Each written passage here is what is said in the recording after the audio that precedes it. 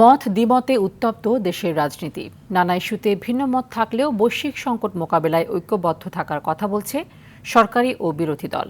BNP বলছে বিভাজন নয়, সবাইকে সঙ্গে নিয়ে কাঙ্ক্ষিত দেশ গড়ার কথা। তবে রাজনৈতিক বিশ্লেষকরা বলছেন শুধু বিরোধিতার স্বার্থে কথায় সীমাবদ্ধ না থেকে কর্মকাণ্ডে ঐক্য না দেখালে দেশকে অস্থিতিশীল করে তুলতে পারে তৃতীয় পক্ষ, যা দু দলের জন্যই বয়ে আনতে পারে কঠিন সময়।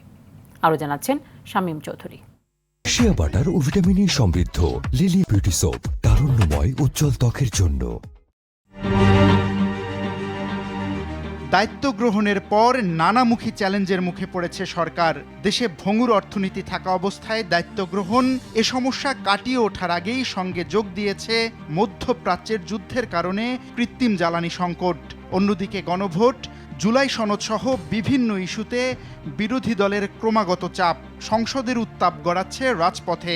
সেই সংবিধান হতে হবে জনগণের সংবিধান। সমস্যায় জর্জরিত সরকার এত কিছু সামলে পর্যায়ক্রমে বাস্তবায়ন করে চলছে নির্বাচনী প্রতিশ্রুতি। জনগণের প্রত্যাশিত বাংলাদেশ গড়ে তুলতে বিরামহীন কাজও করছেন সরকার প্রধান।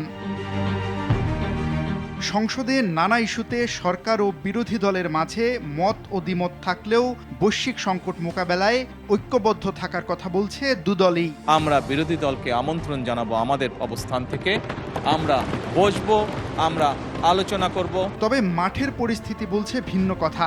বিভিন্ন সময়ে পরস্পর বিরোধী বক্তব্যে উত্তপ্ত হচ্ছে রাজপথ। শুরু থেকেই বিএনপি বলছে সবাইকে সঙ্গে নিয়ে কাঙ্ক্ষিত দেশ গড়তে চায় তারা।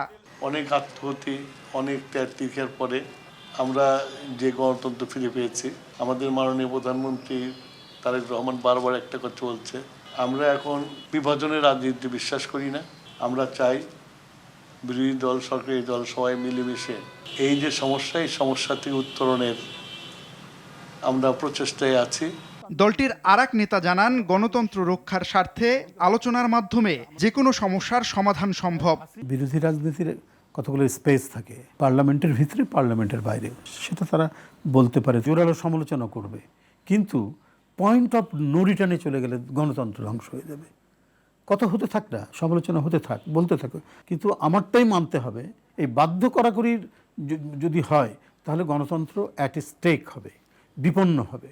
রাজনৈতিক বিশ্লেষকরা বলছেন বৈশ্বিক এমন পরিস্থিতিতে ঐক্যবদ্ধ না থাকলে দেশকে অস্থিতিশীল করার সুযোগ নিতে পারে তৃতীয় পক্ষ। জুলাই সনদের ভিত্তিতে এবং অন্যান্য ডকুমেন্টের ভিত্তিতে সরকার এবং বিরোধী দল অনেকটা কাছাকাছি পৌঁছেছে।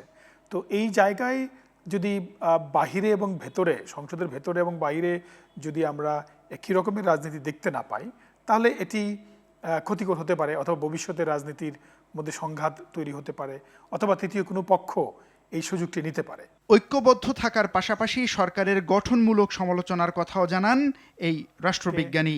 তার বক্তব্যে এবং কর্মকাণ্ডে ফুললি সাপোর্ট করে। শামীম চৌধুরী, RTV, ঢাকা।